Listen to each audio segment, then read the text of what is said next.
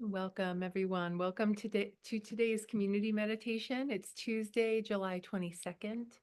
And today we're going to be exploring this quality of our inner climate, what it's like to get to know what's moving within us, and how we can explore this space through the different phases of awakening that we experience.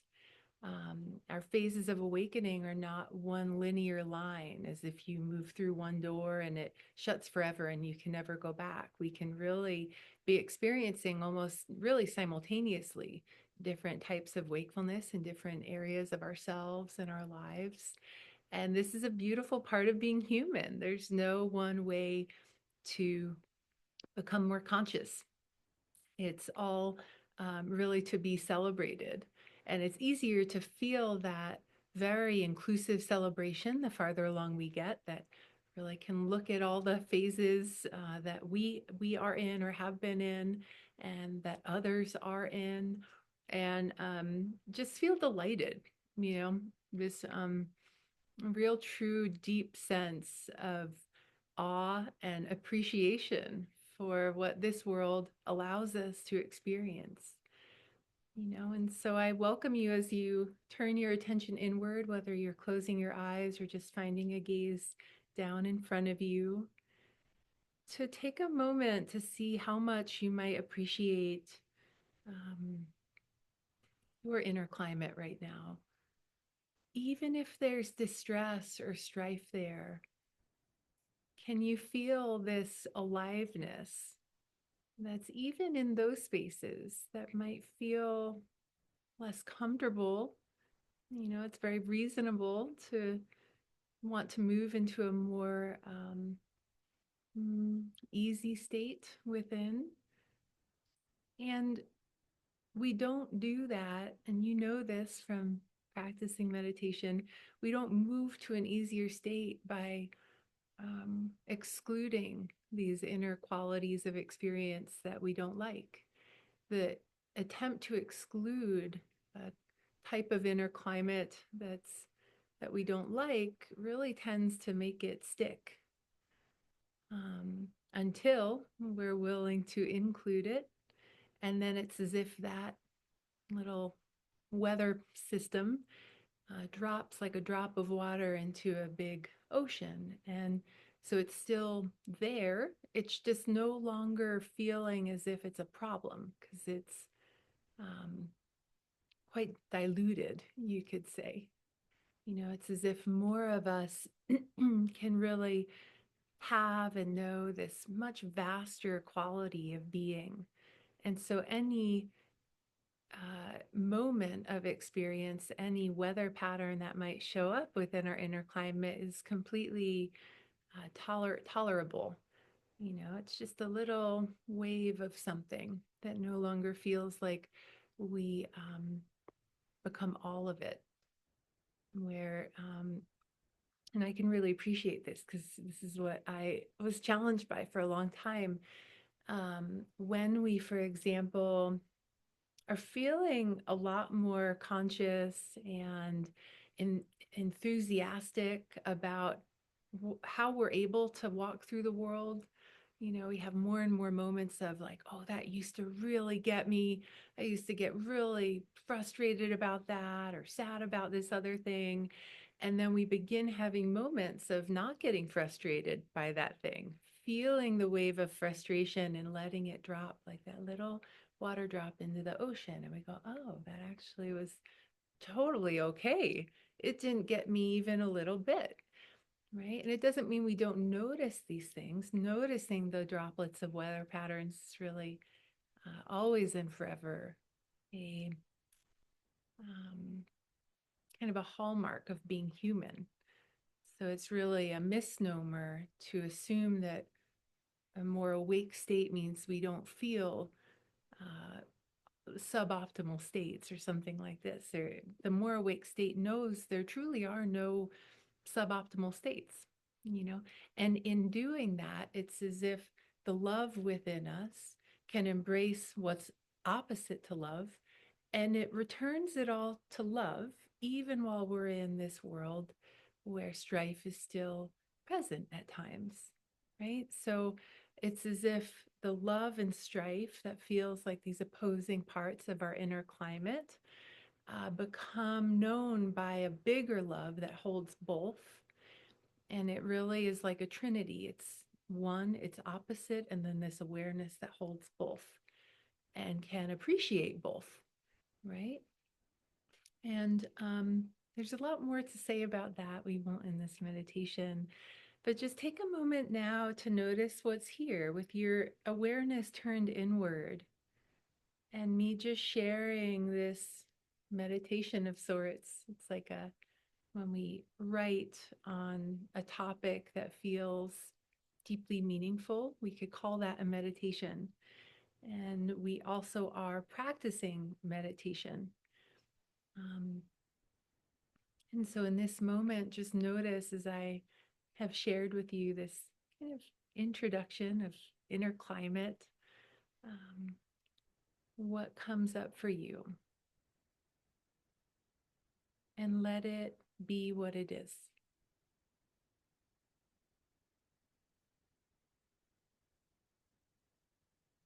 Notice if there's any part of you inclined towards trying to change a condition that you're noticing.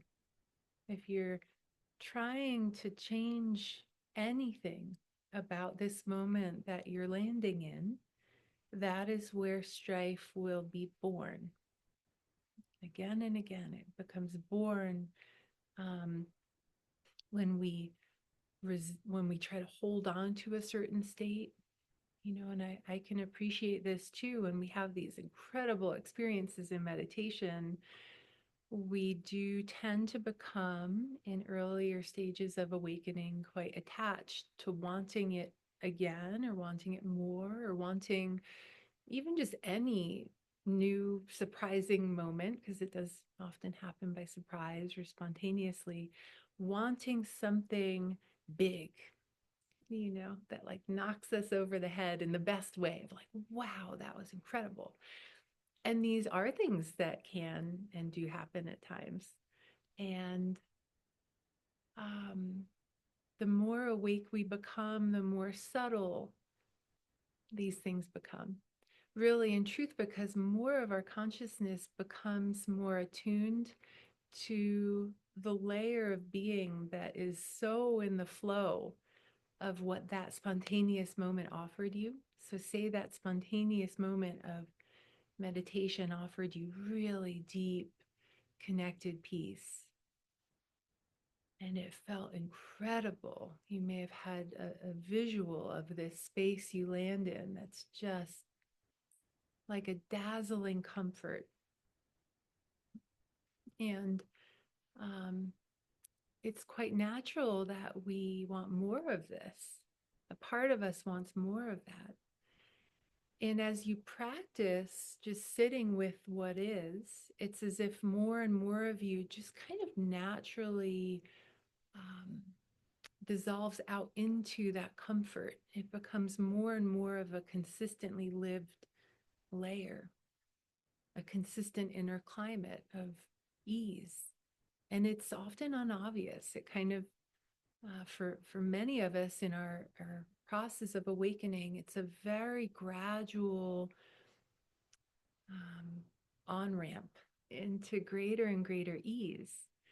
And so, what 10 years ago felt like this sudden hitting you over the head with an incredible comfort is often now so much more integrated into just how you're always feeling. And this is quite unobvious, but that often is what ends up happening. It's what gives you the ability to no longer feel so tethered to the things of the world, right? It's what gives you the lived sense of that little droplet of something that used to feel so incredibly frustrating. And we would just fall asleep into that little droplet and kind of spin within that water droplet of a weather system and say, there's a problem here that needs to be solved. And as you grow out of that and you find yourself, the weather droplet might appear and immediately it drops into the ocean and you go, oh, that was easier. This is the ease, that just that comfort that becomes your more foundational lived experience. And so you may absolutely still be having these kind of spontaneous glimpses into greater and greater comfort. There's a lot of other ways we can describe this and types of experiences. But if we look at the space of dropping into more comfort, it might seem more subtle because you're already in so much more of a comfortable state.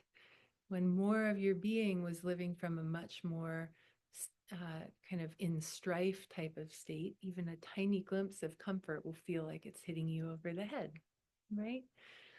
And so, for many of you, especially those of you who are quite experienced in meditation, just take a moment to really let that in. Maybe scanning again for what conditions you're hoping for, that you're wanting to have in this meditation or this time together, or what you might be resisting against that feels as if it's blocking you from having what you're wanting to have. And notice how either state is like you falling asleep into the little droplet. And right now you can just go bloop. That's what it's always felt like to me. That bloop into the ocean where no longer a problem, right?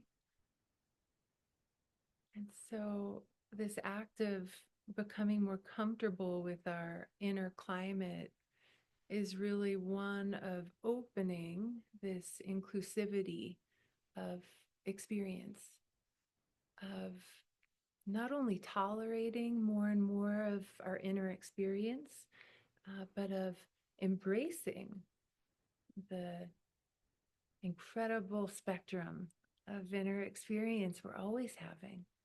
That never goes away.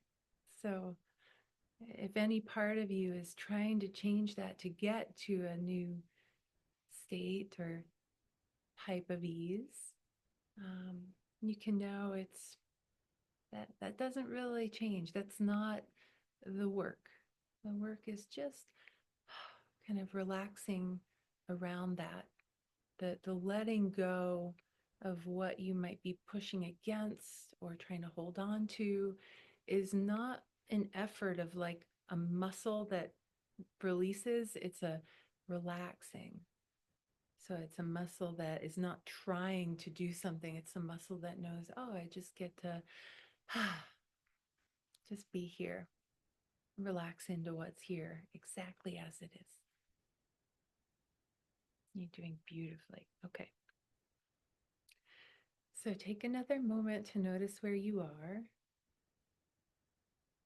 and let yourself just kind of sink a little deeper, maybe from head into heart and body, letting yourself move from thinking about feeling into just immediately feeling.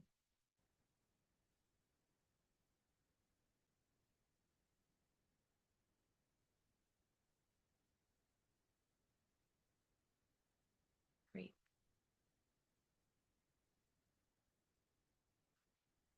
And so today's meditation, I'm going to invite you to just rest.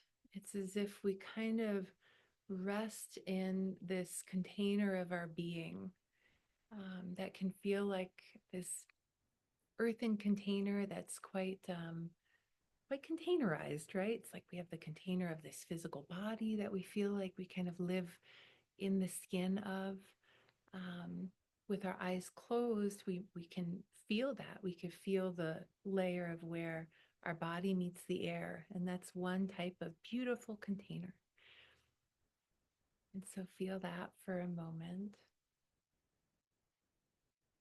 where your body meets its boundary with the air around it, with what it's resting on or being supported by, and let yourself be supported here.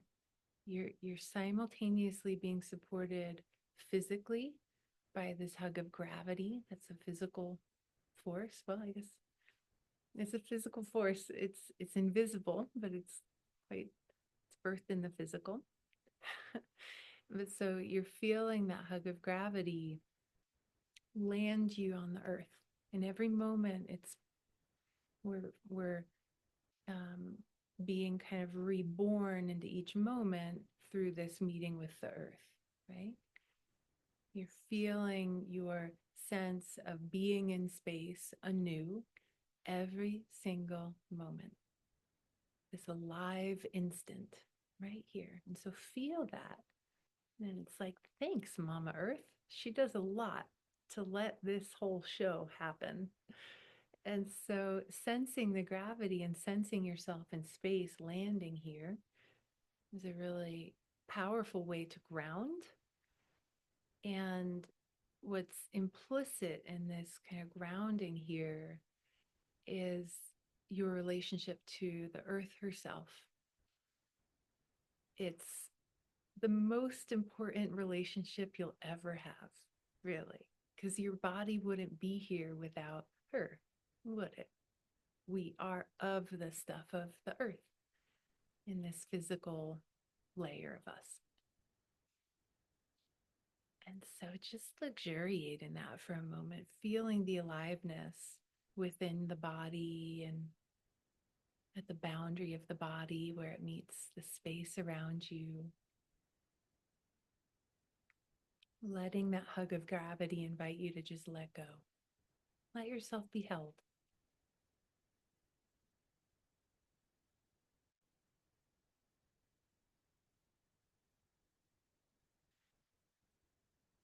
And you are always welcome to just let my voice fade out. If it's a day where you're going really deep, by all means.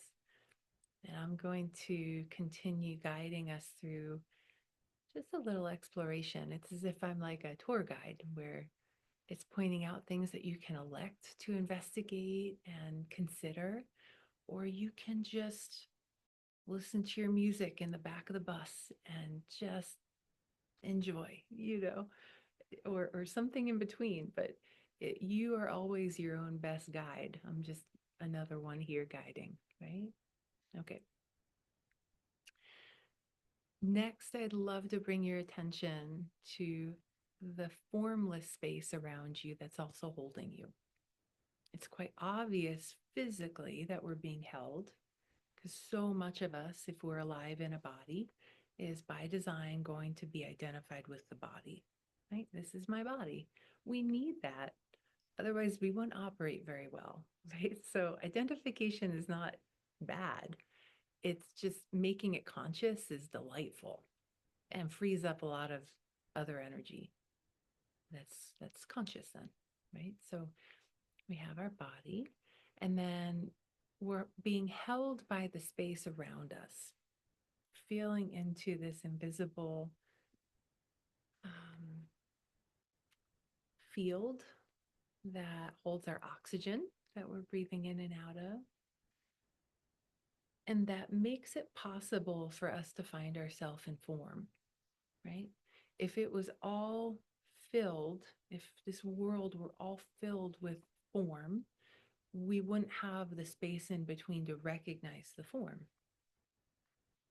And this is like a parable of sorts. It's that recognition of what's going on there is something that goes on in all layers of awareness. There's space between to allow a relational recognition, right? It's really what this world is about. There's a story, not a story, it was an experience I had. I was in sixth grade and it was my first trip to the Grand Canyon. And we pulled up and got out of the car and walked to the first little outlook.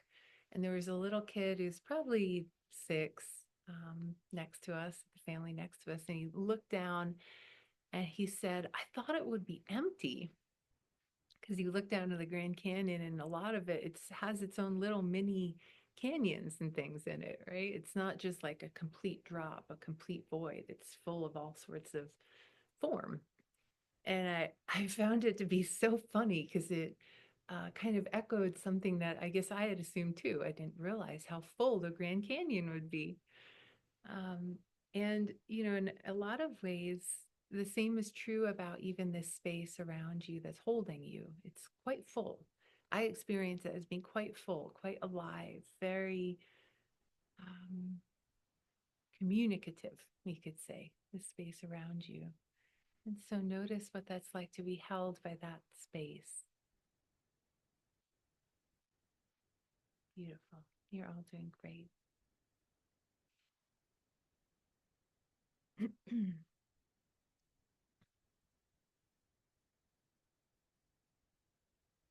And this is where I'll often invite you to notice if there's something that you're holding on to that you're ready to let go of. And there's so many ways we can think about what it means to let go, and all of them could be helpful. In this moment, as your tour guide, I will invite you to allow whatever you're noticing that you're ready to let go of, physical or non-physical, thought, feeling, emotion, pattern, recursive thought, discursive thought, anything. If you'd like to let it go right now, let it go in all directions. Down into the earth, out into the air, just like a starburst that has a 360 directional light. This is always true about the light of your awareness. It's all directional. Even though our three-dimensional self resting on the earth is very physically three-dimensional, the awareness with you that you meet when you meditate, or that you meet when you invite a mindful awareness of any kind, is all dimensional, we could call it. All directions, no bounds, no predetermined rules, nothing to do a right way, nowhere to get, nothing to figure out. All dimensional, just here. And in being all dimensional, it's also the most simplistic thing in the world, the most simplistic relationship in the universe of just being. The beauty of this universe that really does work in opposites.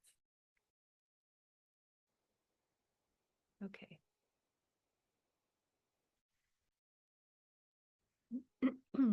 And so find a location for yourself for the remainder of our time.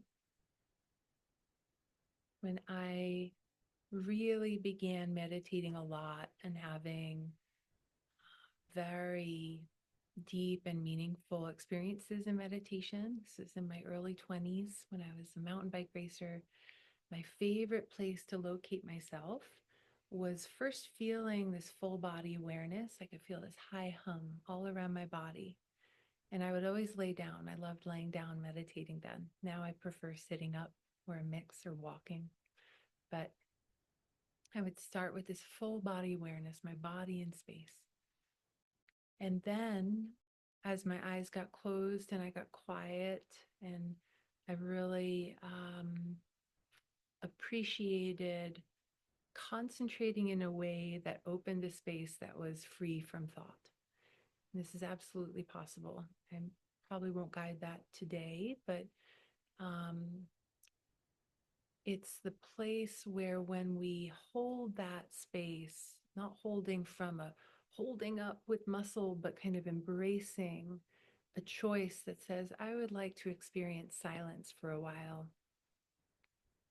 That's where more of my being began to notice that bloop from the single water droplet of a perceived sense of separate self into the bloop of the whole ocean of being. And how I would do this was what I would find a place right behind my eyes and between my ears, as if I was this ball of light, single, easy, lazy point of attention, just resting in this conscious driver's seat of the soul.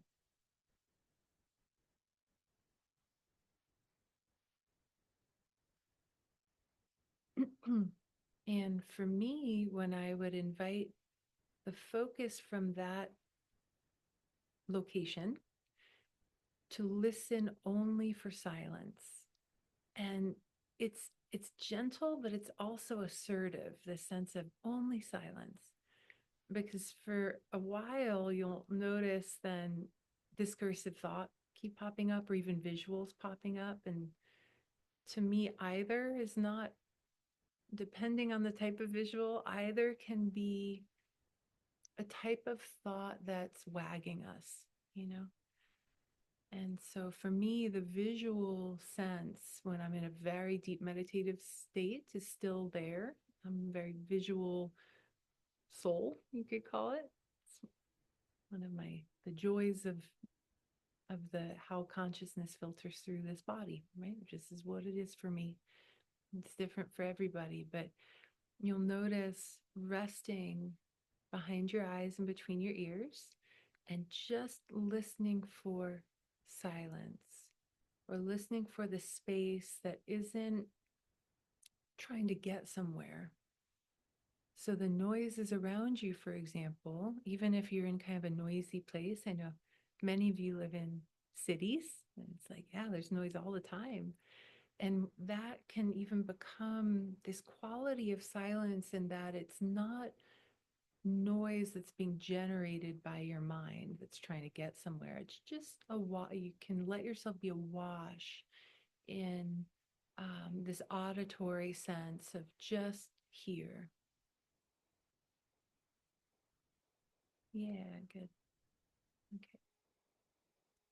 For any of you who's new with me, I began this work over 20 years ago just as an energy reader, and I still really love reading energy. And so when I'm guiding these groups, it's as if I delight in visually watching what you're up to. And it's always a delight. Okay. And so again, stay with some location of where you are. There's so many different types. I just guided a couple, but once you find that location, just make that inner decision to remain there. And we're going to explore from that location. Yeah, great. It's as if we remind different layers of ourselves here. It's like holding our own hand. We're going to stay here now, here. And then from there, it can be really healing to shift our perspective to different frames. It's as if every direction we look from any one given location can show us all sorts of meaningful insight, of meaningful recognition of what we've resisted or held on to, where we're contracted, all of these things. So we invite all of it to be and to arise in its time. Okay. So we're going to take a little time now to explore this inner climate. And some of you may be maybe the type of day or time where your inner climate feels very containerized by the body in a more physical sense. Some of you, it might be more containerized by your emotional experience. Others by a more psychological or kind of psyche experience as kind of part of our mind. For others, it may be a mix across those things. And for others, it may really be the spiritual or energetic container, which becomes no container. So in any of these layers can shift from a more closed container to a very open one that really, it's the same as like an unknowing knowing when that begins to happen. And I know this can feel confusing for the intellect, especially If it's daytime where we're really in the intellect or we're really feeling something that pulls us down into the gravity of something, and that's a type of asleepness that we all experience, right? So you could be fully awake in certain areas and fully asleep in others. When we're fully asleep, what I mean is we're fully deciding to be asleep. So part of us never is. The part that's deciding to be asleep is always awake. So that's always here too. That's unbreakable. But just let yourself know that wherever you're at is just right for you. There's no better way. Okay. So have that location that you're sensing or kind of exploring from. And then you might get a sense for like what layer of you you're really in the most today. And we're going to begin exploring now this inner climate system of a metaphor of what it means to have mindful awareness and exploring these kind of phases or stages of awakening. Okay. So your container, your inner sense is the inner climate system of a car. And the extent to which you're asleep is the extent to which you don't even know that there is an inner climate, right? It's like whatever happens to be there is just what's there. And there's not even a sense of you can change it. So it's really at that point not even a problem. You might be upset in the car and not know that it's because the car is 100 degrees, right? And this is really more of a merged state where once you're over the age of 2 or so, you will have a pretty contracted or a way to locate yourself as me versus someone else, right? So that's already here. But when we're really asleep, and this is what you might see in others around you in certain spheres, we don't even know we can change this inner climate of experience. And in truth, it's not painful yet for them because they're not yet aware that there's anything that they can do about it. So, yes, in truth, there is pain there, but it's not a conscious pain. And so, therefore, there's no real impetus to wake up to get to know this climate system because they're like, nah, it's just the car's freezing cold, I'm freezing, and it's uncomfortable, but whatever. It's not the focus. And this is what this world offers us. It's this beautiful, intelligent option to not need to know that we have an internal climate system. There's nothing wrong with this. So it's not about, oh, we got to let them know they have internal climate systems. If we were to do that, they would lose the joy of finding this for themselves, really.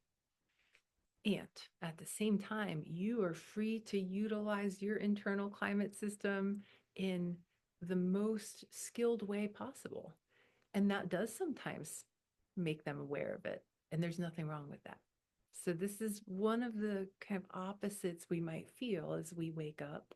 There can be a time where we're almost like, ooh, I am very aware of my climate system and I can tell they're not. Is it okay for me to use my climate system when they're in my car? Or something like this. And it's like, yep, if they're in your car, which meaning if you're relating to them, if you're walking down the street and someone's passing you by, you walking by them with a totally open heart, that's you in a way utilizing your climate system skillfully. You can walk through this world however you so wish, even if that wakes them up.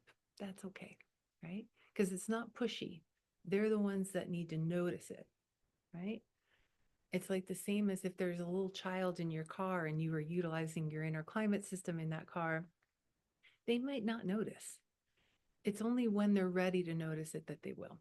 Okay, so you could trust that kind of intelligence of how things flow.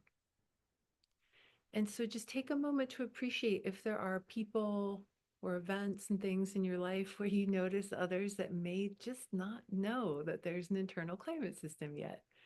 And they might be kicking and screaming about something, and you want to be like, hey, it's because your car is 100 degrees and there's something we can do. And it's like, let them be where they're at, right? They're going to be that anyway. And then it frees up you to kind of pull that energy that might want to fix something for them back to you and go, oh, what's that about? It frees you up, it wakes you up more. So it's a very intelligent system, just like the system of nature where if our pollinators are in trouble, the whole system's in trouble, right? The pollinators, the predators, the all parts of the natural system that makes our natural world go round. Every single part has a job, and they're playing it just right. They don't need to figure it out to do it. They just naturally do it. And the same really is true from a wakeful system state here on this planet. Okay. Okay. So there's the various sleep state. When we start to become awake, it's as if we notice, huh, it's hot in my car and there's something in this car that lets me navigate that, or it's cold in my car and I could work with that, right? And so it's as if we just start to realize I can do something about, I can meet with whatever my inner climate is and begin to tune it. And it might be really general at first, of very hot to cold or very cold to hot. It might not yet be more nuanced. And this is a beautiful stage that tends to be a really tough one because it's where we become aware of the pain we're in and maybe start to become aware of, therefore, the pain we've been in, and that it was because we didn't notice. We didn't notice what the pain was coming from, you know? It's where a lot of grief can come up around this of like, oh my God, it could have been so much more comfortable in this car for 20 years. Why didn't I know? All my kids were sitting in the back. They would have been so much happier if I had been able to set this climate in a way that worked well for them. How did I miss that? It's really common stage of grief that we kind of go through. And so you might reflect on where, and again, this isn't a linear thing in all areas of our life. This happens at different times in different areas of our lives. And we get to hold ourselves lovingly and gently, especially through any of these ahas of, oh my gosh, I didn't know, and now I know, right? Really recognizing your innocence. You didn't know. That's why it's okay, really. I promise you, it's okay. And again, notice this, what you might see in others. And then as we continue to become awake, which sometimes, by the way, we fall back into a sleepiness where we forget that there's a warming or cooling function. That's quite common too when we're in this kind of early phase of awakening, of becoming more conscious. We especially forget if we are, like for me, it was when I was stressed or tired, when I was around people who were challenging for me, I might forget, and it's like, yeah, it's just part of being human. No problem. Okay. And then eventually we remember the warming and cooling function, the most kind of rudimentary function of our inner climate, which is, of course, not just about the inner climate of a car, but it's whatever we're noticing within our mind, our body, our emotions, our energy, all of it, right? So we begin eventually noticing the warming and cooling function consistently enough where we recognize that there's actually more nuanced functions too. We don't, we can modulate that temperature to a specific degree. We might be able to do this to some of the seats. We notice, oh, I can even make my seat warm or maybe cool, you know. It's like one of my favorite things when I moved into my corporate job and could then afford a nicer car. It was like I could potentially get a car with cooling seats and heating seats. That was like amazing. But this is where we really become more attuned to what's possible because it is a priority now. It's a priority more and more because the more you're in a car that you can keep at a comfortable temperature, the more you'll notice when it's uncomfortable. You know, just like where we started this meditation, those big ahas, those big kind of drops into incredible comfort, they become so much more normed in our experience over time, usually quite gradually. But there comes a day where we realize, it's felt quite comfortable a lot now. And so even the littlest bit of kind of it being off of accidentally, like sometimes we get into a really hot car and we put it on full blast cool. And then all of a sudden we realize we're actually freezing, you know? And so it's that kind of thing that becomes much more obvious. So we catch it a lot quicker. This is us becoming more awake. We really catch because we can feel we're attuned on a more subtler level more consistently. And that means we're not falling asleep as much, even when we're hungry or stressed or with difficult people and things like that. Okay. So take a moment to just pause and notice what your inner state is like.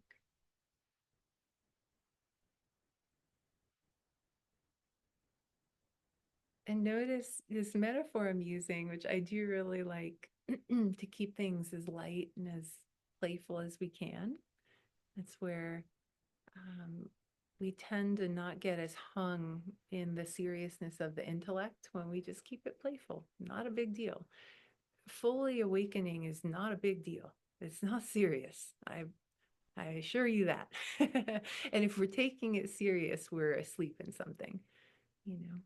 And so let it be light.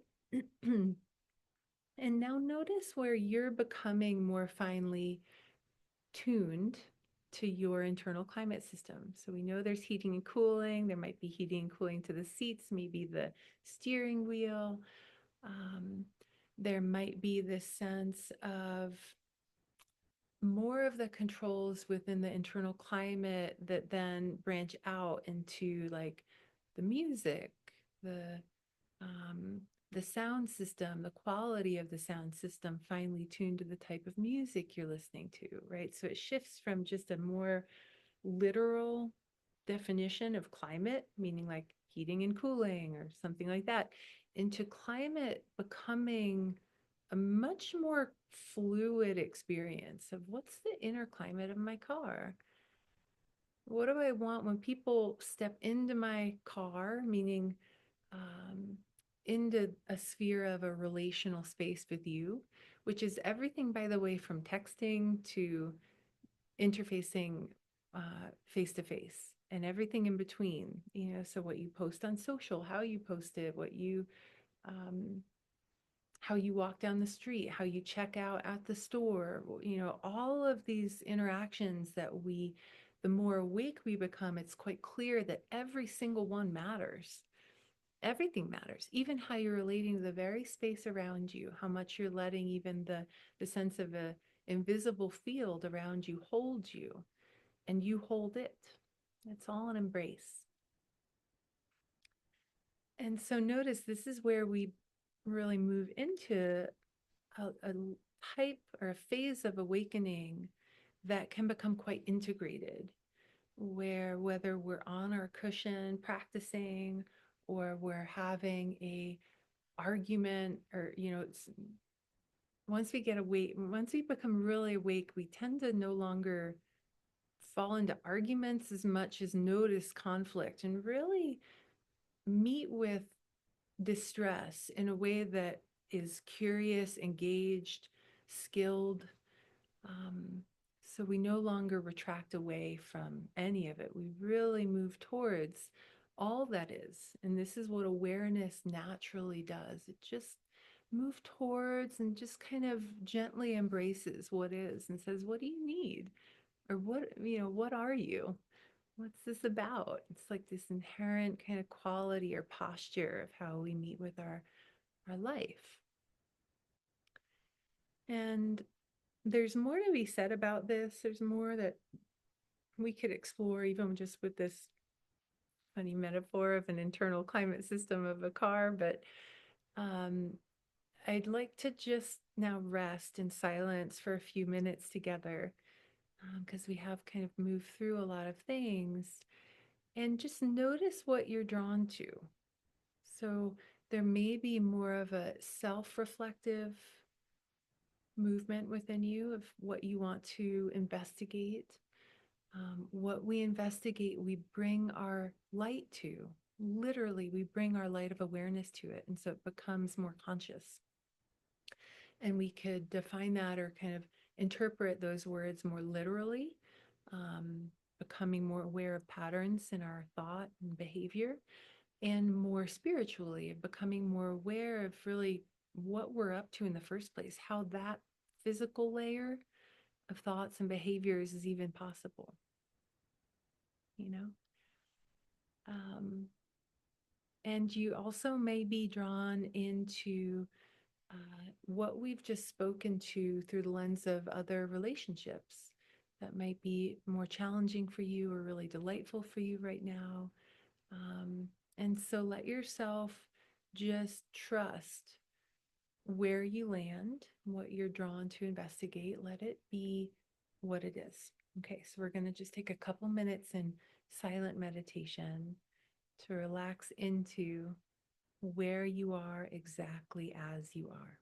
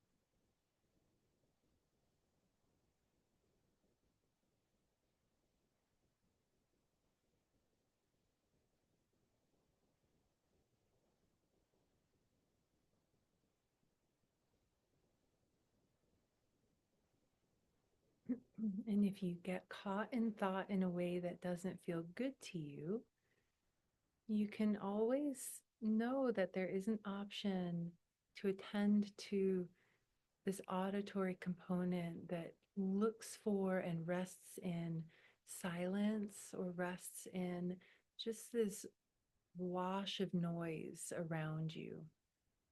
So it's looking for an auditory support that's anything other than the inner narrative, right? That's always an option to rest there. Okay, keep going. You got this. Just one more minute. You're doing great.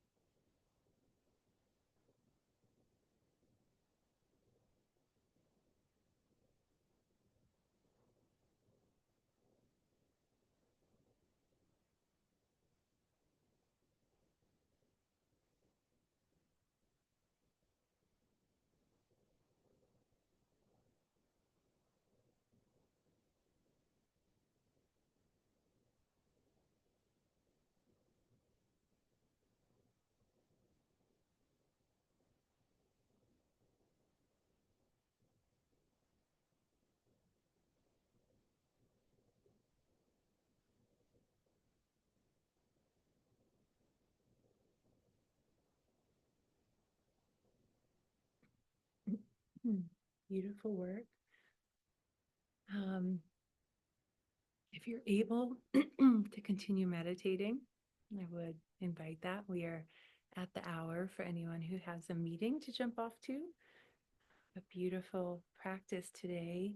I'm just going to close with a quick reminder that your level of attunement to your own internal climate system is the most powerful way to invite others to know theirs, right? Not because they need to be fixed, not because there's anything wrong, but really because you and I both know experientially, we all know that your experience in having this attunement to yourself and how you can move through the world with all of this awareness of your own agency is powerfully healing and freeing, right? It frees you up. It invites you to let go of what otherwise held you in some kind of contraction or fractured state. And the world is in a lot of contraction and states of fracture right now. And this is not something that we need to worry about. Go, oh, we have to fix this. It is, however, a call for you to remember your internal climate system with great delight and joy, right? And they will come along, right? When they're ready, they will too. And this is what all of our systems, all of our legislations, all of our awareness of how to live symbiotically on this planet will come from a very attuned awareness that honors the interdependency of all of the physical life in this world, right? So stand for what you believe in, what you know is true. And above all else, give yourself the grace of keeping that internal climate exactly how you want it for you, right? That invites everyone else to do the same for them. So even though our internal climates might look, sound different, we might be keeping it at different types of heat or cooling. We might have windows down, windows up. We might be listening to very different music. So the speakers might be tuned to a very different type of music coming through. But what's just right for you is what's right for the world, right? And what's right for them is what's right for the world. We need everybody. Okay. So I thank you so much for your practice today. It was such a joy getting to guide you all. Mwah. So much love. And I hope to see you live with me next Tuesday, same time, 10 a.m. Mountain Time every Tuesday. And we'll talk soon.